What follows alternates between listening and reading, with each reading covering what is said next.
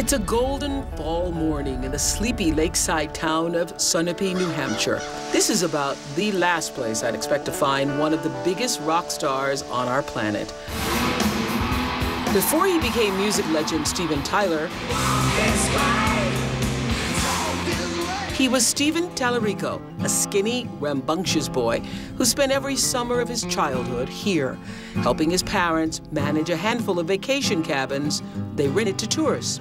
In his best-selling memoir, Does the Noise in My Head Bother You?, Steven says it was here in his beloved Sunapee, under these trees and on this water, where his spirit was born. What a perfect setting for our surprising and open-hearted conversation. Pretty amazing. Oh, this must be the harbor. Don't roll yet, but roll soon. I will give her the cue. Oh. Howdy. Howdy. Howdy. My house. I brought flowers from my house to your house. Oh, my God. I cut these myself yesterday in my garden to bring to you. Mwah. Yes. Mwah, mwah, mwah, mwah. Yeah, so you take one. I love this place. Right? I do. I knew you would. I love this place. I love this place. It's a little nook. It's a little nook. Mm-hmm. I can't believe it is so un-rock star-like, I gotta tell you. That's the other side of me. It's the other side. We're gonna find out about today. We're gonna find out about that side of you. Well, we can put these down someplace. We'll okay, put them in let's the house. put them down right over Okay, here. good. Let's put them down. Beautiful. Good. How's that? Beautiful. Well, tell me about this place. Is this, you know, I read your book, and as I'm driving, I went, there's the harbor! Actually, the harbor's smaller than I imagined from the way you described it in the book. Very country, very small. Very country, very small. This is where you're... That's why, you know? That's why all of this is like, it's a place that you can grab onto. And there's so much God here, and so much life on life's terms here. This isn't where you grew up, because where you grew up actually is like where they're like little cottages. That's the way you describe it in the book. Like yeah. And then you bought this. And then I bought this, yeah. I would drive by and I'd look down and I'd see down, and it was an enclave, and it was a little nest. And this house was there, but it never looked like this. But the dock was, and the trees were, and especially the rocks. I'm so glad to be here. Thank Thank you for letting me come here. You know, it's really special when somebody lets you inside the space that really is private and belongs to them in a way that people don't normally see you. I think that's amazing. Yeah. This is so calming. How can you... You know, I wake up every morning, and I walk down over here like that, and I go up those stairs, and I jump right off the top of that into the water, and that's my good morning plunge. Really? Yeah. Really? Yeah. I want to go over and look at it. It feels like a meditative space just because it is, you know? It feels like the water is so soothing. Nice. Right. So what is this? This house is... This is a boathouse. Boathouse. And that's your main house. So how long have you had the house, Steven? God, 26 years. Wow. And you know, it's one of those places that because you're on tour, we never really go anywhere. We're always everywhere else, you know? So this is always that winter place that we'd come up to and, you know, have somebody shovel out the snow and come down and light a fire. Yeah, but in winter, nobody's here. I remember in the book you described standing at the harbor once when you were like a kid and nobody was there. Nobody. Because this is deserted in winter. Yeah. And everybody it's deserted now, listen. You know, usually boats are going up and down and sailboats and people and kids laughing, but, you know, and I never experienced that when people left, and I got separation anxiety. I woke up one morning and I realized that the sidewalks were rolled up. Because everybody's gone. Yeah, and I think I was 17. Yeah. And I thought about being a man, and what am I going to do? I have to get a job and sustain, you know, this thing called life.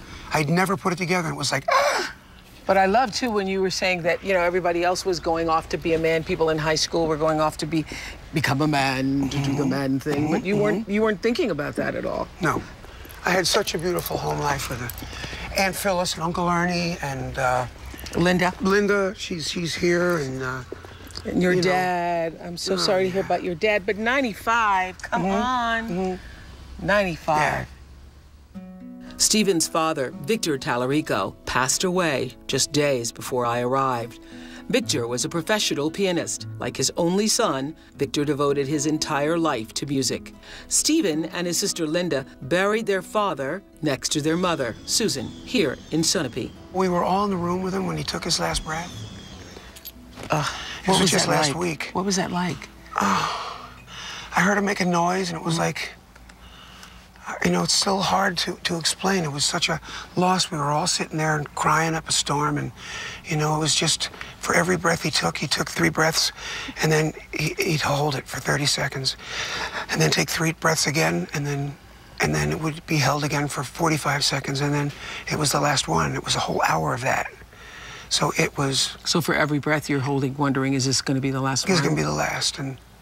You know, I got to sleep with him the night before and hold his hand and talk to him and everything, and it was just, you know, I've never done that before. I've been told that to be with somebody when they die is one of the most important things you can do on the planet to help them out. Well, that's what I've heard. I've So heard that's that what too. I wanted to know. Was it that way for you? Did it feel that way? It felt that way. It was a piece of me that didn't want to go through all that, didn't want to hear all that. And there was a piece of me that knew that I needed to be there with Dad. And then when every second it changed. I realized the family was with me, 12 people, and then I was alone with him like this, listening to my daddy take his last breath, and it was just so, you know, it was that. Now I can intellectualize about it, but it was just pure feeling, pure emotion that Daddy's going right now. It was so, so hard. What was the last thing you said to him?